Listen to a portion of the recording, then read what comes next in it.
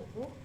At puputulan natin yan ngayong araw. So, start natin, isuklayin natin dyan para i-ano natin, tawag nito. Pantayin. So, yan. Kakasuklay pa lang natin. Ito na yung buhok na nahulog. Ayan o. Diba? Kaya putulan ko siya kasi para hindi siya hair pulls. So, atin lang siyang ganyan.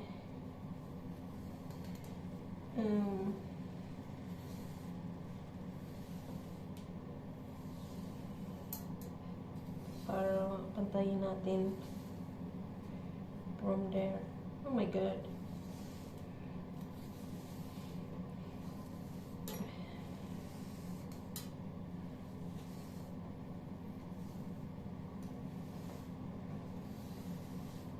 Tama ba? Like that, no? Ganyan siya. Tapos, putulan natin dito. Para magpantay from back. Ganyan. Pwede sana ng hair ko, no? Nindot ba dyan? Ayan. Adyuhon na tuog. Ayusin natin sa pagsuklay para maganda ang result.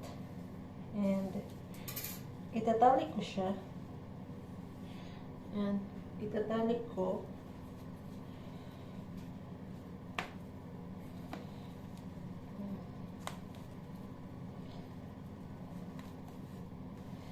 Ayan. Itatali ko siya. So, yan na siya. Ito na yung ano natin. Tapos, dito ko siya putulan para mahaba yung bangs. Ayan.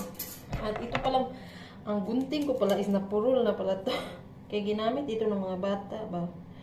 So, ayan. Puputulan natin siya hanggang dito.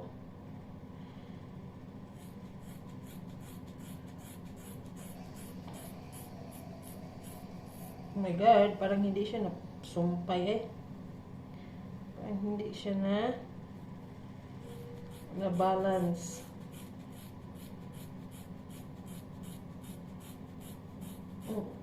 Habol yun siya kaayo. Oh my God, hindi ka talaga siya napantay mga bagki. Ayan, meron siyang maliit na dito. Anyway, hindi man yung makikita diba? Hindi na yan makikita pag naano na natin. Ito na pala yung ating buhok. Kunti lang naman din na pala ang nabawas, no? So, tatanggalin na natin siya. Tadaan! Oh my gosh. Oh, it's nice. I like the result. Para mawala din yung split ends and everything. So, parang hindi naman siya na ano, mahaba pa rin. Ayan. Nagkaroon lang siya ng design niya. Ayan. Nagkaroon lang ako ng bangs dito. Pero hindi man siya na, ayan, hindi man na ano. It's still the same. Yeah. Dito, oh. Sa kabila, parang ang late lang, oh. Parang ang late lang ng ano dito. But I like it. That's it for today. Bye!